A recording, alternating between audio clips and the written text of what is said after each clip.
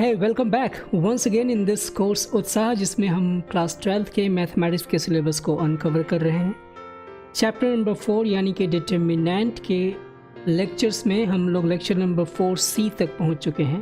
पहले के 2 लेक्चर्स में हमने डिटर्मिनेंट के बारे में बहुत कुछ सीखा।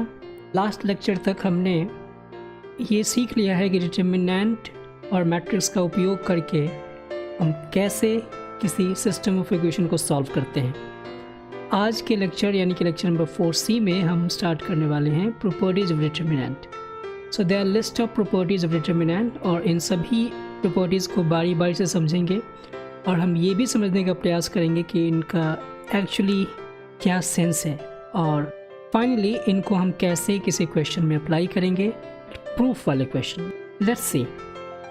सबसे पहली प्रॉपर्टी हमारे पास है determinant of any identity matrix is 1।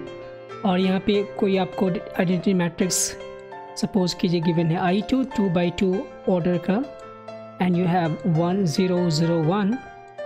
और इसमें कोई दिक्कत नहीं है समझने में, क्योंकि हम अगर I2 का डिटर्मिनेंट फाइंड करेंगे so of course I have to write the determinant in which the first row will be 1 0 and the second row will be 0 1 and if you evaluate it you will get the determinant as 1. In the similar manner, if we have an identity matrix of order 3 1 0 0 0 1 0 0 0 1 और फिर से अगर हमें इसका determinant find करने के लिए कहा जाए you will get again a determinant which has all the entries of identity matrix and इसको आप कैलकुलेट करोगे you will get again 1. तो डिटर्मिनेंट ऑफ आइडेंटिटी मैट्रिक्स 1 होता है, ये हमेशा आपको याद रखना है। ये कई बार हमें हेल्प करेगा चीज़ों को समझने में। Let's move ahead. आगे बढ़ने से पहले एक इम्पॉर्टेंट बात, डिटर्मिनेंट की प्रॉपर्टीज़ में बहुत सारे स्टूडेंट्स को प्रॉब्लम आती है कि हम कहाँ पे कैसे क्वेश्चन में क्या क्या प्रॉपर्टीज़ अप्लाई कर सकते हैं। बट इनफैक्ट प्रॉब्लम कहाँ से शुरुआत होती है, क्योंकि हम प्रॉपर्टीज़ को याद तो कर लेते हैं लेकिन उसे समझ नहीं पाते कि आखिर में वैसा हुआ क्यों है। तो मेरा प्रयास है कि सभी प्रॉपर्टीज जो मैं डिस्कस करूँगा उन सब का मैं एक तरीके से प्रूफ बताऊँगा और आपको ये पता चलेगा कि why this properties make sense. और मेरा एक्सपीरियंस है कि स्टूडेंट्स अगर इन प्रॉपर्टीज़ के वेरिफिकेशन को गो थ्रू कर लेते हैं, एक प्रूफ को गो थ्रू कर लेते हैं, तो उन्हें फिर आगे परेशानी नहीं होती है। तो इसी इम्पॉर्टेंट बात को ध्यान में रख के हम इन सब के प्रूफ को भी देखते चलेंगे। Let's see the second property. Second property है determinant changes its sign if 2 rows are interchanged. यहाँ देखिए, मान लेते हैं कि हमारे पास कोई एक डिटर्मिनेंट है डेल्टा और हमारे पास ये 2x2 ऑर्डर वाले मैट्रिक्स का डिटर्मिनेंट है। सो ABCD लेटर्स से अब कहा गया है कि अगर 2 रोज को एक्सचेंज करेंगे so what we get is कि उनका साइन भी चेंज हो जाएगा डिटर्मिनेंट का। तो क्या करते हैं कि एक अलग डिटर्मिनेंट लेते हैं जो इनफैक्ट इस तरीके से बना होगा कि R1 let's say changes to R2 और इस डिटर्मिनेंट को हमने माना है डेल्टा 1। तो क्या होगा इससे, ये बन जाएगा क्या CDAB। अब अगर आप इसको कैलकुलेट कीजिएगा so what the calculation you get here, it is AD minus BC। But if you calculate this one, what you get? It is CB minus AD. This is nothing but negative of AD minus CB or BC, whatever you can write. और ये जो मिला हमें वो मिल गया negative of delta. इसका मतलब हमें पता चला कि डिटर्मिनेंट के रोज को अगर एक्सचेंज किया जाए, इंटरचेंज किया जाए, सो डिटर्मिनेंट का साइन चेंज हो जाता है। तो अगर मान लीजिए कि 3x3 ऑर्डर का कोई मैट्रिक्स है और उसके डिटर्मिनेंट में हम 2 रोज को लगातार चेंज कर दें तो उस केस में क्या होगा, of course the sign will remain same as positive और negative whatever it was in the beginning. क्योंकि अगर एक रो चेंज होगा so you will get a negative sign in front और फिर दूसरे रो को फिर चेंज करेंगे किसी दूसरे से तो फिर से एक और साइन आ जाएगा नेगेटिव का and the 2 negative gives you a positive. Alright, ये समझना कोई ज़्यादा डिफिकल्ट नहीं है। Let's move to the next property. Third property है if a row is multiplied by k और k नॉन ज़ीरो नंबर है then determinant change its k times. अगर कोई डिटर्मिनेंट गिवन है लेट्स से डेल्टा और उनके एलिमेंट्स हैं again A B C D, इन सबको हम लोग केवल 2x2 ऑर्डर वाले मैट्रिक्स के डिटर्मिनेंट के ऊपर वेरीफाई करेंगे, बिकॉज 3x3 में भी वैसे ही फॉलो होगा। 2x2 को समझना आसान है, so actually I am using only for this purpose. अभी हमारे पास डेल्टा है अगेन, एंड फिर से हम यहाँ पे प्रॉपर्टी अप्लाई कर रहे हैं। कौन सी प्रॉपर्टी? कि हमने किसी एक पर्टिकुलर रो R1 को मल्टीप्लाई कर दिया let's say k times R1। इससे मिला क्या कि अब जो हमें डिटर्मिनेंट मिला let's say delta 1 it is, और यहाँ पे जो अब डिटर्मिनेंट मिलेगा what you get is KA KB and CND, क्योंकि केवल एक रो में k को मल्टीप्लाई किया गया है। So what you get now, इसको जरा कैलकुलेट करते हैं डेल्टा को, ये मिल जाएगा AD माइनस BC। मगर दूसरी तरफ अगर मैं डेल्टा 1 को इवेलुएट करूँ, so what you get is KAD minus KBC। But again you can take this k common, so ये मिल जाएगा AD minus BC, but you notice AD minus BC was originally delta, so what you get is delta 1 is equal to k times delta. तो अगर एक particular रो में आपने कोई number multiply किया होगा, सो of course determinant k times change हो चुका होगा। ऑलराइट, अब इसी के आधार पे हमारे पास एक क्वेश्चन पूछा गया कि एक मैट्रिक्स है स्क्वायर मैट्रिक्स जिसका ऑर्डर 3 है, यानी कि उसका ऑर्डर 3x3 है, and determinant of that matrix is 2, so we have to find determinant of 5 times a। कैसे करेंगे इसको समझने का प्रयास करते हैं। a कोई मैट्रिक्स है जिसका ऑर्डर 3x3 है, so let's say the matrix is just ABC DEF GHI। तो अगर मैं इस मैट्रिक्स को 5 से मल्टीप्लाई कर दूं, सो व्हाट यू गेट 5a, क्योंकि मैट्रिक्स की प्रॉपर्टी ये कहती है कि अगर आप किसी नॉन ज़ीरो नंबर से मल्टीप्लाई कर रहे हो मैट्रिक्स को, it means it will be multiplied to every element of that matrix, so there will be 5a 5b 5c 5d 5e 5f and 5g 5h 5i। यहाँ एक बात और ध्यान देना है कि इस मैट्रिक्स का कॉरस्पॉन्डिंग डिटर्मिनेंट जो लिखा जाएगा वो होगा of course ABC DEF GHI, और इसकी वैल्यू दे रखी है 2। अब अगर हमें इस मैट्रिक्स का 5a वाले मैट्रिक्स का कॉरस्पॉन्डिंग डिटर्मिनेंट लिखना होगा, so what you have to write is 5 times a का determinant, it means I have to remove the sign of matrix and replace it by the sign of determinant, that is the 2 vertical bars. So हो जाएगा 5a 5b 5c, then 5d 5e 5f, then 5g 5h and 5i। alright, अब यहाँ जरा इन दो matrices को compare कीजिए, इन दो determinants को कंपेयर कीजिए। तो आपने किया क्या है इनफैक्ट कि इस a वाले डिटर्मिनेंट के फर्स्ट रो में आपने 5 मल्टीप्लाई किया है, सेकेंड वाले रो में भी 5 मल्टीप्लाई किया है, और थर्ड वाले रो में भी 5 मल्टीप्लाई किया है। तो अगर ये डिटर्मिनेंट का फर्स्ट रो 5 से मल्टीप्लाई हुआ है, दैट मीन्स कि डिटर्मिनेंट ऑफ a 5 टाइम्स बढ़ चुका होगा। फिर दूसरे वाले रो में 5 मल्टीप्लाई होने की वजह से फिर से डिटर्मिनेंट 5 टाइम्स मल्टीप्लाई हो चुका होगा, एंड सिमिलरली थर्ड में भी आपने 5 मल्टीप्लाई किया, so again the determinant will get change 5 times. इसका मतलब कि हम इसको ऐसे समझ सकते हैं कि इन तीनों रोज में से बारी बारी से आप 5 कॉमन ले सकते हो। सो what you gate now is 5 times 5 times 5, and what you gate, और इसकी वैल्यू हमारे पास पहले से 2 है, so this will become 125 times 2, and so the answer is 250। सो यहाँ पे एक नोट है बहुत ही सिंपल कि for N E square matrix of order n, बाद ये मैट्रिक्स है मैट्रिक्स A, सो कोई मैट्रिक्स A की बात की जा रही है, तो determinant of k times A is equal to k to the power n determinant of A, और यहाँ आप इसको अप्लाई करोगे, will get the same thing. पर अब ध्यान दीजिए कि ये ऐसा क्यों हो पाया है, बिकॉज हम इस प्रॉपर्टी को फॉलो कर रहे हैं जो अभी हमने थर्ड नंबर प्रॉपर्टी देखा था। आई होप आपने इसको समझ लिया होगा. Let's move ahead to the next property. This property is if two rows are identical then determinant is zero. Suppose कीजिए फिर से हमारे पास कोई एक डेल्टा डिटर्मिनेंट है जिसके पास दो रोज आइडेंटिकल है. इसका मतलब क्या है कि ए बी ऐसा है. आप सिंपल कैलकुलेशन करोगे, what you get is A B minus A B, that is zero. Let's try to understand it a little better way. Suppose हमारे पास कोई दूसरा डिटर्मिनेंट है लेकिन वो 3/3 ऑर्डर का है. Suppose that determinant is let's say D, और ये 3/3 ऑर्डर का है जिसमें दो रोज आइडेंटिकल हैं. So A B C, then A B C, and let's say this is 100, 1 and pi. Of course इसकी वैल्यू ज़ीरो होगी बिकॉज हमारे पास दो रोज आइडेंटिकल है और इस रूल के हिसाब से ज़ीरो होना चाहिए. तो हम वेरीफाई कैसे करेंगे? क्या हम इसको एक्सपैंड करके देखेंगे?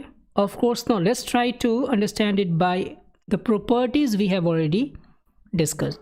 तो यहाँ पे हमने जो थर्ड प्रॉपर्टी देखी थी उसमें हमने क्या देखा था कि अगर दो रोज को एक्सचेंज कर देंगे तो डिटर्मिनेंट का साइन चेंज हो चुका होगा.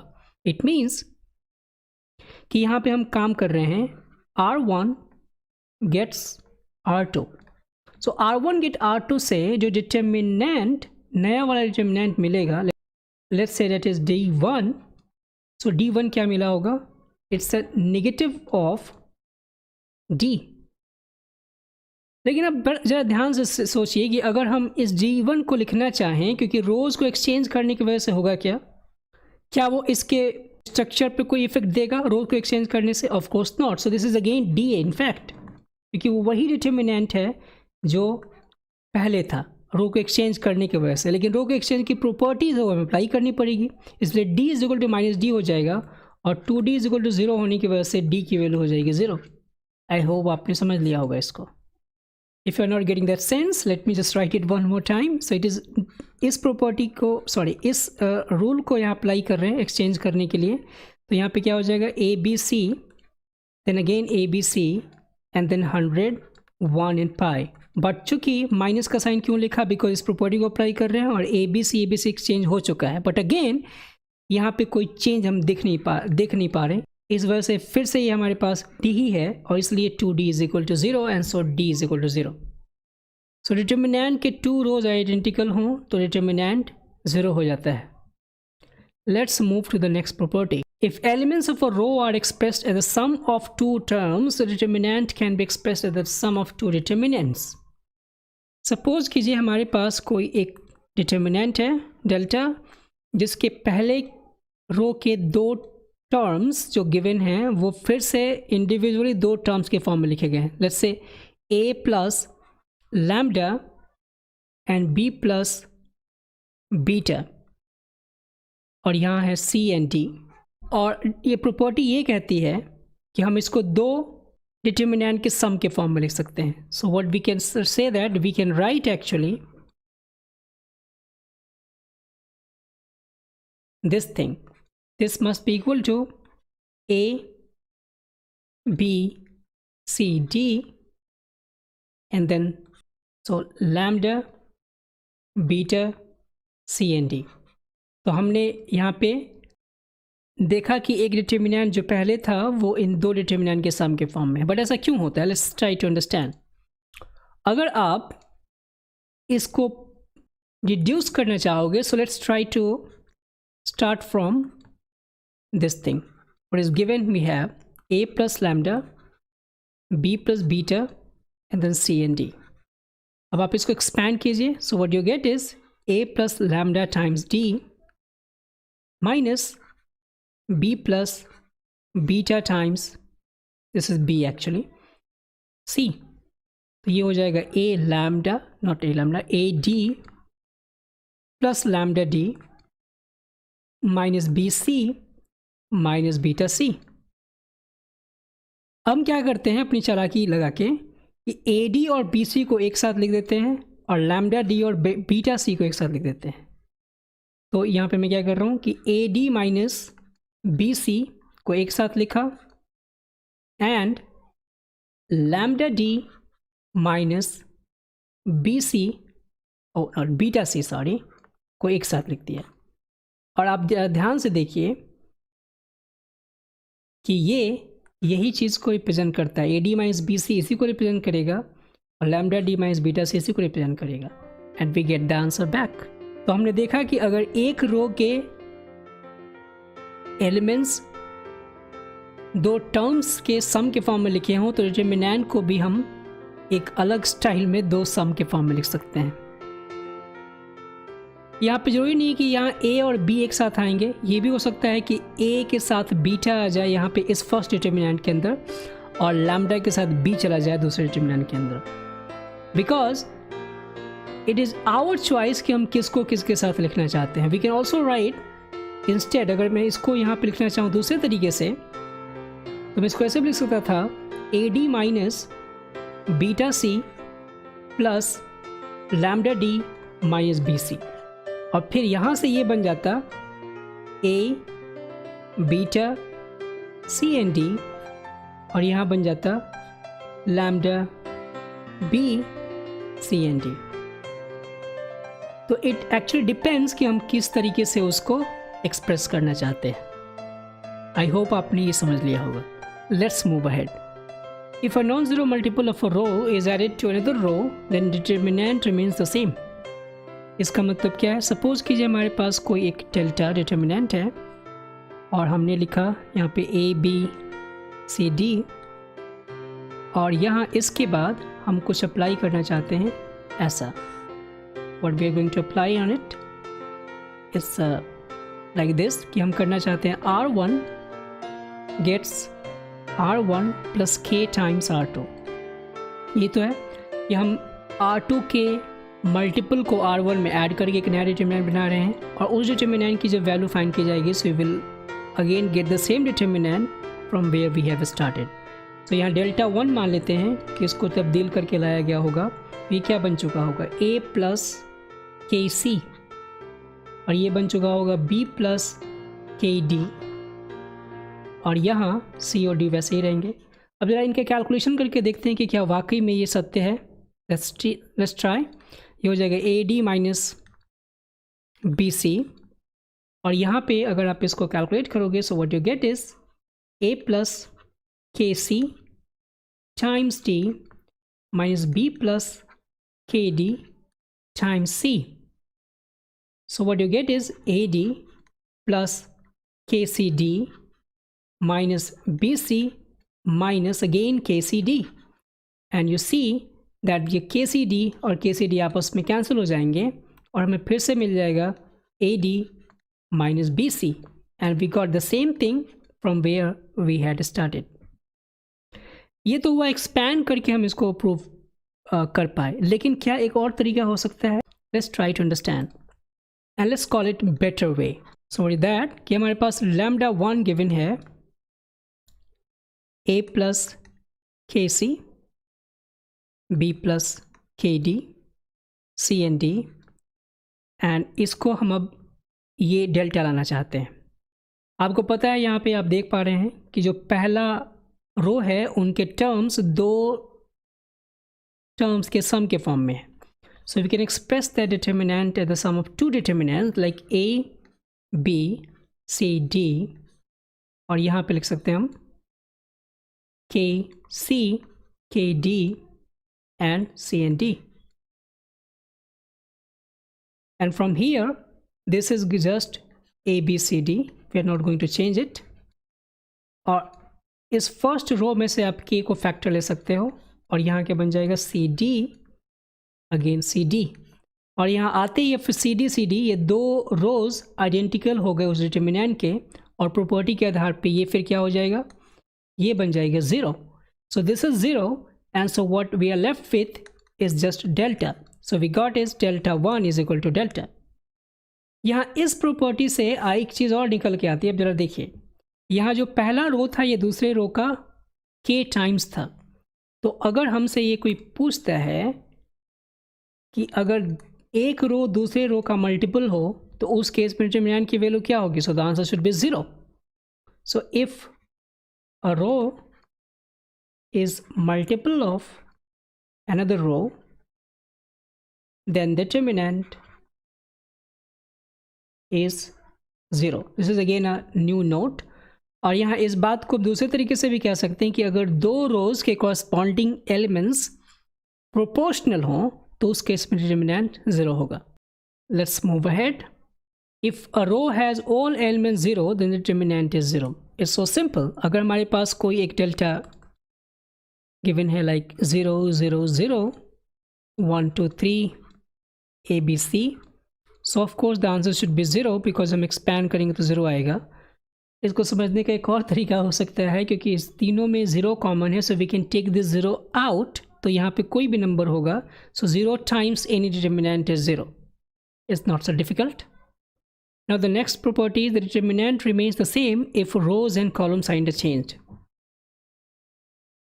डिटर्मिनेंट सेम रहेगा अगर रोज एंड कॉलम्स को इंटरचेंज कर दें। So it is like ABCD अगर हमसे कहा गया हो और हमने रोज एंड कॉलम्स को इंटरचेंज करके दूसरा डिटर्मिनेंट बनाया ABCD। यहाँ देखिए रो को कॉलम में एंड कॉलम को रो में चेंज कर दिया गया है। So what we get from here is just AD minus BC and from here also it is again AD minus BC। और ये 3/3 के ऊपर भी सही होगा। इसको अगर मैं दूसरे शब्दों में बोलना चाहूँ तो इसको मैं बोल सकता हूँ क्या कि for N E square matrix A का डिटर्मिनेंट निकालिए या फिर A के ट्रांसपोज का डिटर्मिनेंट निकालिए, दैट द सेम थिंग। क्योंकि रोज एंड कॉलम्स का इंटरचेंज होना ट्रांसपोज ही दर्शाता है मैट्रिक्स के केस में। अब एक इंपॉर्टेंट बात, अभी तक हमने जो भी प्रॉपर्टीज पढ़ी उनमें सब में मैंने रोज लिखा था, कॉलम्स का कहीं जिक्र भी नहीं है। तो क्या ये सभी प्रॉपर्टीज़ को कॉलम पे लागू होंगी? ऑफ कोर्स ये सभी प्रॉपर्टीज़ कॉलम पे भी लागू होंगी। और ऐसा क्यों? बिकॉज आप यहाँ खुद कह रहे हो कि for square matrix A transpose is equal to determinant of A, मतलब A ट्रांसपोज का determinant is determinant of A। तो अगर रोज एंड कॉलम्स को इंटरचेंज कर पा रहे हैं तो डिटर्मिनेंट की वैल्यू सेम हो रही है। इसका मतलब कि जो प्रॉपर्टीज़ आपने रो में अप्लाई की थी अगर उनको प्रॉपर्टीज सहित इंटरचेंज कर दिया जाए तो वही सारी प्रॉपर्टीज कॉलम में भी अप्लाई हो जाएंगी, इजंट इट? और इस वजह से उसको लिखने की आवश्यकता नहीं थी। ये प्रॉपर्टी नंबर 8 सफिशिएंट इस बात को साबित करने के लिए कि जो प्रॉपर्टीज रोज में हो रही हैं वही प्रॉपर्टीज आप कॉलम में अप्लाई कर सकते हो। ऑलराइट, बढ़ते हैं आगे। दो स्क्वायर मैट्रिसेस हों सेम ऑर्डर के तो determinant of AB is equal to determinant of A times determinant of B, और इसको मैंने लास्ट क्लास में भी डिस्कस किया था तो इसको मैं फिर से बता देता हूँ।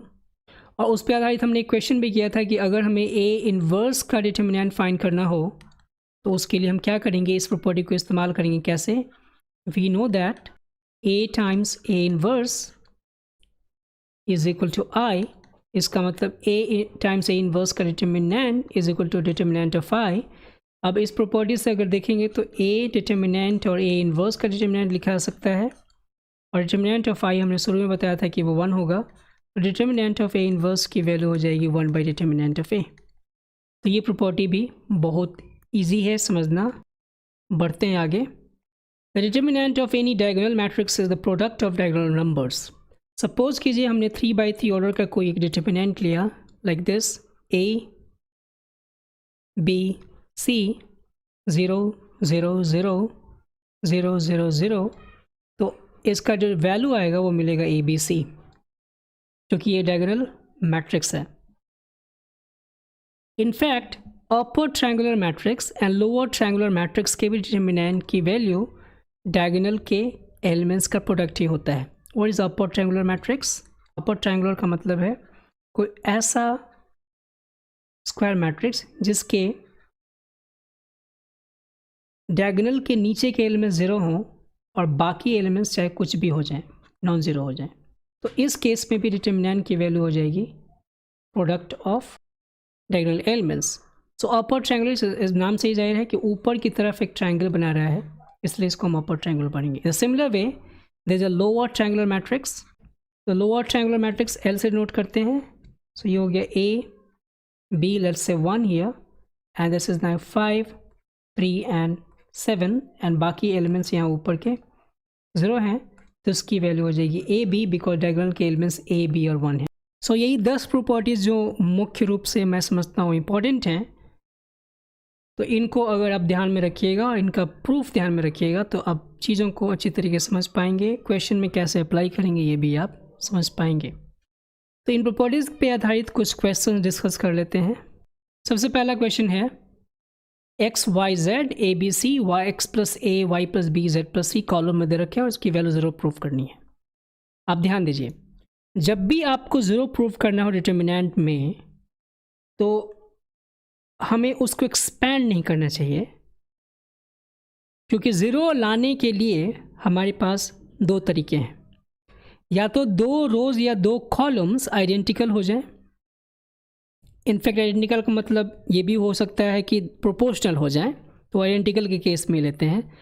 और दूसरा तरीका ये है कि किसी भी एक रो या एक कॉलम के सारे एलिमेंट 0 हो जाएं।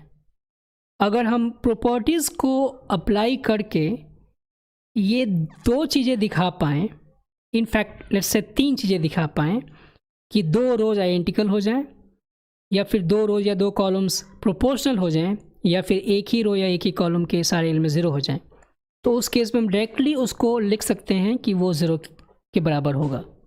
तो यहाँ पे देखिए हमारे पास एक प्रॉपर्टी है कि डिटर्मिनेंट के एक रो या फिर अब बोल सकते हैं कॉलम के टर्म्स 2 टर्म्स के सम के फॉर्म में लिखे हों, so we can write the determinant at the sum of 2 terms.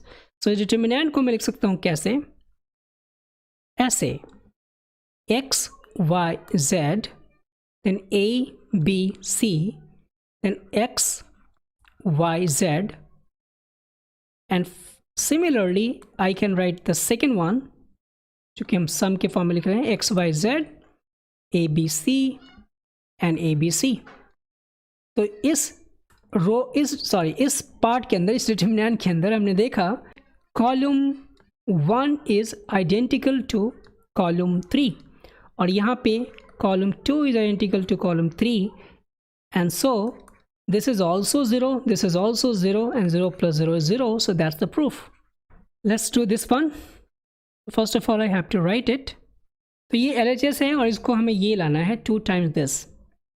आप ध्यान दीजिए कि जब भी डिटर्मिनेंट को हमें कुछ प्रूव करना हो तो हमेशा आप राइट हैंड साइड देखते चलिए कि हमें क्या लाना है। सबसे पहले तो हमें यहाँ पे 2 को फैक्टर आउट करना है।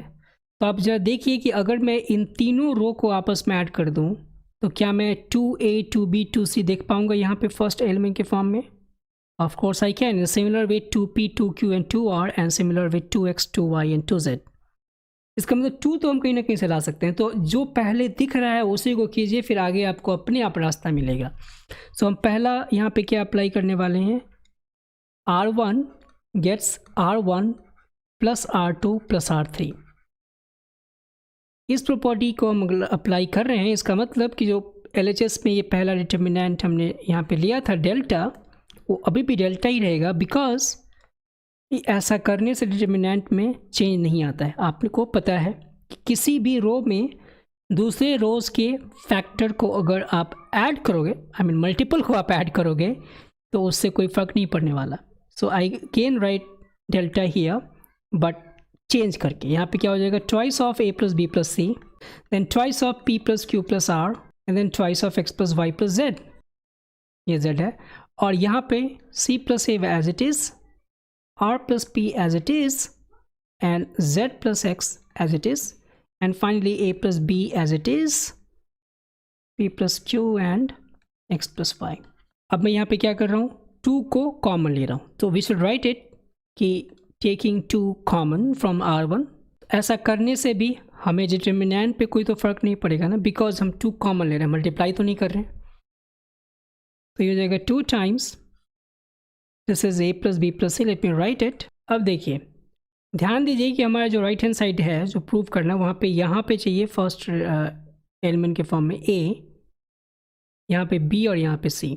तो अगर मैं इस c प्लस a में से a प्लस b को सब्ट्रैक्ट कर लूँ, सो एटलीस्ट यहाँ पे नेगेटिव b मिल जाएगा और यहाँ नेगेटिव c मिल जाएगा, अगर वही क्रम यहाँ पे दोहराते हैं तो यहाँ पे उसी बात को ध्यान में रखते हुए एटलीस्ट हमें नेगेटिव तो मिल रहा है, भले ही पॉजिटिव भी यहाँ पे चाहिए हमें, तो वो भी मैनेज हो जाएगा आगे चल के।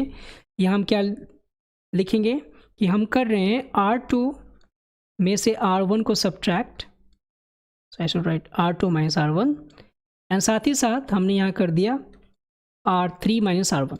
तो एक ही शॉट में दो कहानी, 2 times the first row will remain same because we are not changing it।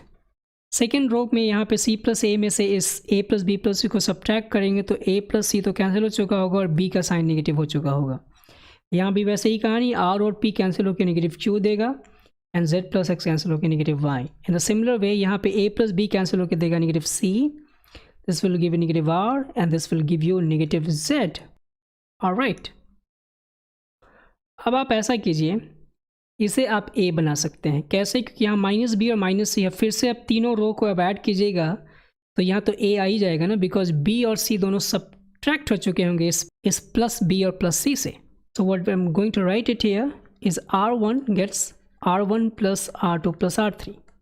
तो this is A, B, C, this is negative B, negative Q, negative Y and finally negative C, negative R, negative Z। And अब हम पहले रो को वैसे ही छोड़ देंगे, दूसरी रो में से माइनस का साइन कॉमन ले सकते हैं, तीसरे रो में से माइनस का साइन कॉमन लेंगे, 2 -1 कॉमन आएंगे, यानी कि 2 बार -1 यहाँ पे लिखना पड़ेगा। -1 टाइम्स -1 एंड ये 2 पहले से था and what we get now is the exact thing what we are looking for. This is Q actually, in fact P is, और यहाँ पे P होगा and this is not C, this is X। मैं थोड़ा ज़्यादा एक्साइटेड होकर लिख दिया। यहाँ होगा ये X, this is going to be B, this is Q, this is Y and finally this is C, R and Z। और यहाँ तो फिर अब आ चुका है कि ये +2 बन चुका होगा। So that's the proof, that is the RHS we had to prove. Alright, so let's move to the next question. यहाँ पूछा गया है कि इस डिटर्मिनेंट की वैल्यू 0 होगी, ये साबित कीजिए। आप ज़रा इसको थोड़ा सा फोकस होके देखिए, पता चलेगा कि ये एक मैट्रिक्स, स्पेशल टाइप का मैट्रिक्स है। ऑफ कोर्स आपने सही पहचाना है कि स्क्यू सिमेट्रिक मैट्रिक्स है, और स्क्यू सिमेट्रिक मैट्रिक्स जिनका ऑर्डर ऑड होता है, मतलब जिस मैट्रिक्स का ऑर्डर ऑड होता है, अगर स्क्यू सिमेट्रिक है तो उसके डिटर्मिनेंट की वैल्यू 0 होती है। और ऐसा क्यों होता है यहाँ पे हम साबित करते हैं। Let's say the delta is 0 A negative B, negative A 0 C and then B C 0, ये गिवन है। आप क्या कीजिए, क्योंकि सिमेट्रिक आपको यहाँ पे दिख रहा है, तो अगर ट्रांसपोज कर देंगे, मतलब रो एंड कॉलम को एक्सचेंज कर देंगे, तो क्या डिटर्मिनेंट की वैल्यू चेंज होगी? Of course not. So will writing here exchanging, I think interchanging, and that will lead us to the same determinant, because इससे कुछ फर्क नहीं पड़ता। तो यहाँ हो जाएगा 0 A negative B, negative A 0 C, B C 0। फर्क केवल इतना पड़ेगा कि इनका जो अपीयरेंस है अंदर वो चेंज हो जाएगा, डिटर्मिनेंट की जो वैल्यू होगी वो चेंज नहीं होगी। अब क्या कर सकते हैं, यहाँ देखिए, चूँकि हमें इस डिटर्मिनेंट को फिर से डिटर्मिनेंट के फॉर्म में लिखा जा सकता है, ये समझ के प्रयास करना है। तो हम इस फर्स्ट रो में से माइनस का साइन कॉमन ले लेते हैं, सेकेंड रो में से माइनस का साइन कॉमन लेते हैं, और थर्ड रो में से भी, और उसको मैं लिखूंगा नहीं, तो आप 3 बार माइनस का साइन कॉमन ले। So you right -1 -1 and times this is 0, this is A, this is negative B, this is negative A 0, negative C and finally B, negative C and 0। But what you notice that कि ये जो determinant हम यहाँ पे देख पा रहे हैं, it is exactly the same where we had started from. It means इसको हम फिर से रिप्लेस कर सकते हैं डेल्टा से। तो हमें क्या मिला, delta after this step, delta is equal to -1 times -1 times -1 is -1, यानी कि नेगेटिव ऑफ डेल्टा, इसलिए 2 delta is equal to 0 and so delta is equal to 0। अब जरा सोचिए कि डिटर्मिनेंट का अगर ऑर्डर 4/4 होता तो उस केस में ये -1 4 बार कॉमन आता, and so we didn't get that negative sign here, and इस वजह से हम डेल्टा को माइनस डेल्टा से इक्वेट करके 2 डेल्टा नहीं लिख सकते थे। इस वजह से अगर कोई skew symmetric matrix odd order का है, उस केस में डिटर्मिनेंट की वैल्यू 0 होगी, अगर स्क्यूज मैट्रिक मैट्रिक्स इवन ऑर्डर का होगा तो उसके लिए कोई स्पेशल वे नहीं है फाइंड करने का, एक स्पेसिफिक वैल्यू नहीं होगी, उसको उनके नंबर्स के आधार पे इवैल्यूएट करना ही पड़ेगा। ऑलराइट, बढ़ते हैं आगे अगले क्वेश्चन पे। अब इस क्वेश्चन में पूछा गया है X minus Y minus Z, Z minus x, और ये पूरा एक्सप्रेशन हमें लाना है इस डिटर्मिनेंट से। देखिए, जब भी आपको एक नॉन ज़ीरो वैल्यू प्रूव करनी है तो हमें उस हद तक डिटर्मिनेंट को प्रॉपर्टी अप्लाई करके सिंप्लीफाई करते जाना है जब तक कि आपको एक अपर ट्रायंगुलर मैट्रिक्स ना बन जाए डिटर्मिनेंट के अंदर वाला एलिमेंट का पूरा सेट, या फिर आप किसी एक ही रो या एक ही कॉलम में मैक्सिमम नंबर ऑफ ज़ीरो नहीं ला दो।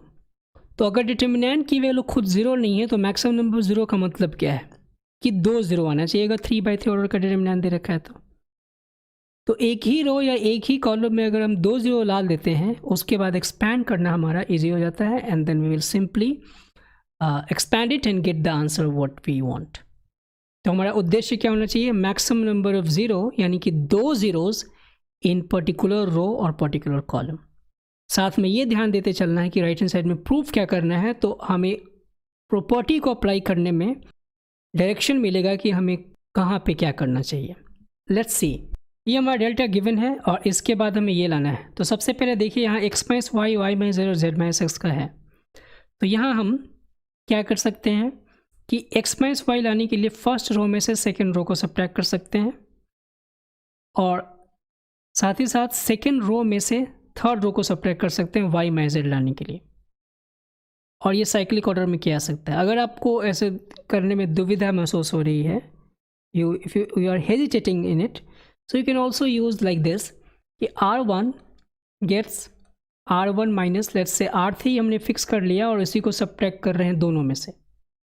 बाकी अगर आपको ये रिवर्स ऑर्डर में दिखेगा जो मैटर, वो बाद में अपने आप मैनेज कर लेगा। हो जाएगा R2 gets R2 minus R3। तो हमने क्या समझा कि R3 को हम नहीं चेंज कर रहे हैं, R3 को ही सब्ट्रैक्ट कर रहे हैं R1 में से भी और R2 में से भी।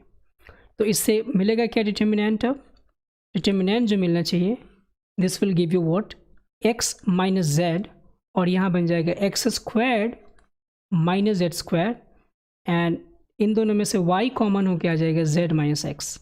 फिर यहाँ हो जाएगा y minus Z, Y square minus Z square, and then इन दोनों में से x कॉमन होके आ जाएगा z minus Y, and then यहाँ z square and x Y. अब जरा पहले रो एंड दूसरे रो को ध्यान से ऑब्जर्व कीजिए, एंड व्हाट यू गेट कि यहाँ से हम कुछ ना कुछ कॉमन ले सकते हैं। पहले रो में से हम x माइनस जेड कॉमन ले सकते हैं, बट हमें चाहिए z माइनस एक्स, तो कि हमारा डायरेक्शन अब पता चल रहा है कि z माइनस एक्स कॉमन लेना चाहिए, तो यहाँ से z minus x deliberately common लेते हैं, और वहाँ आप लिख दोगे कि taking z minus X common from R1 and y minus Z from R2। तो z माइनस एक्स यहाँ से कॉमन लिया और y माइनस जेड मैंने रो 2 से कॉमन लिया। इससे अब अंदर क्या बचेगा, यहाँ चूँकि x माइनस जेड था, z माइनस एक्स कॉमन लिया तो यहाँ बचेगा -1, और यहाँ z माइनस एक्स कॉमन लिया गया है, जबकि यह फैक्टर होकर देता है x plus Z and x minus Z, ये बचेगा negative of x plus Z, और यहाँ z माइनस एक्स कॉमन आ ही गया है तो ये बन जाएगा y। y minus Z common लिया गया यहाँ से, of course this is 1, this is y plus Z, and this is I think negative x, all right, z square and x Y. अब जरा देखिए हमारा उद्देश्य क्या है, किसी एक रो या किसी एक कॉलम में maximum number of zero, that means 2 zeros. अगर मैं इन दोनों को ऐड करूं तो हमारा काम बनता दिख रहा है, क्योंकि यहाँ -1 and 1 0 हो जाएगा। सो हम यहाँ क्या कर सकते हैं कि R2 में चेंज कर देते हैं, means we are actually focusing on R2 to make it 0। तो यहाँ हम लिखना चाहते हैं R2 gets R2 plus R1। So what we get now is delta is equal to z minus x, y minus z, और चूँकि R1 वैसे ही है तो छोड़ देते हैं, ये बन चुका होगा 0, और यहाँ से z और z कैंसिल हो चुका होगा और ये बन जाएगा y minus x, एंड यहाँ भी y minus x because we are adding it. Now this is z square xy। अब स्टेप में देख पा रहे हो कि हम यहाँ से y माइनस एक्स कॉमन ले सकते हैं, लेकिन राइट हैंड साइड जो हमें प्रूव करना है वहाँ x माइनस वाई है, तो हम x माइनस वाई कॉमन लेंगे और वहाँ पे तो उस जगह माइनस का साइन रख देंगे। ये हो जाएगा एक्स माइनस वाई कॉमन लेने के बाद यहाँ Y minus Z and Z minus X को यहाँ लिख दिया मैंने, और इसके अंदर जो बचेगा वो बचेगा -1 minus of x plus z y and this is 0 -1 and -1 z z square and x Y. अब आप देखिए, चूँकि हम यहाँ पे सेकेंड रो में ये देख पा रहे हैं कि यहाँ पहले से 0 है और इसको भी 0 बनाया सकता है क्योंकि यहाँ पे -1 पहले से है, या फिर इस एलिमेंट को 0 बनाया सकता है। तो अगर मैं कॉलम 3 में कॉलम 2 को सब्ट्रैक्ट कर दें तो हमारा काम बन सकता है। यहाँ ध्यान रहे कि डिटर्मिनेंट में हम कभी भी किसी भी ऑपरेशन पे स्विच कर सकते हैं। अगर हम रो ऑपरेशन करते आ रहे हैं तो कॉलम का अगर यूज़ करना हो सो वी कैन, बिकॉज आप जो प्रॉपर्टीज़ आप रोज़ में अप्लाई करोगे वही प्रॉपर्टी आप कॉलम में अप्लाई करोगे, तो of course determinant will remain same. यहाँ पे हम क्या कर रहे हैं, कॉलम 3 में से कॉलम 2 को सब्ट्रैक्ट कर लिया। इससे फ़ायदा क्या होगा कि ये तो तीनों चीज़ वैसे ही रहेंगी, x minus Y, Y minus x and Z minus x, और अब अंदर first 2 columns will be same, और यहाँ बन चुका होगा x plus Y plus z because we are subtracting the second column from the third, और यहाँ बन चुका होगा 0 and this is x y, in fact x y minus Z.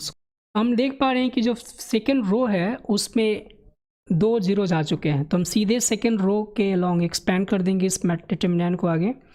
So we should write expanding along R2 and what we get now कि 0 के लिए तो कुछ नहीं होगा तो हम उसको छोड़ देंगे। पहले मैं इन तीनों को लिख लूँ, x minus Y, Y minus x, z minus x, और इस सेकेंड रो के लिए साइन कैसा होगा उसके आगे पॉजिटिव, बिकॉज ये सेकेंड रो सेकेंड कॉलम का एलिमेंट है, तो ये हो जाएगा -1 एंड उसके लिए जो डिटर्मिनेंट बचेगा वो बचेगा -1 x plus Y plus z z and x y minus Z square, and if you further simplify it you will get what, -1 times ये हो जाएगा -x Y plus z square and minus x z minus y z minus Z square.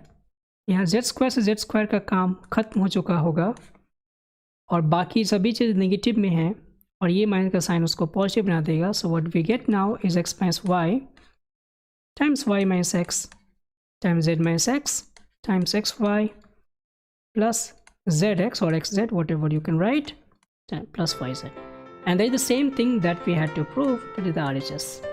Alright, so that's it for today. अभी हमारा determinant खत्म नहीं हुआ है। Next lecture में हम लोग प्रॉब्लम्स करेंगे, कुछ और प्रॉब्लम्स प्रॉपर्टीज़ के ऊपर और कुछ और प्रॉब्लम्स बाकी सारे कॉन्सेप्ट जो टॉपिक्स हमने पढ़े हैं इस चैप्टर के अंदर। So next lecture will be the last lecture on this chapter. So see you in the next video. Until then, you have to keep doing mathematics with Utsaah. Thanks.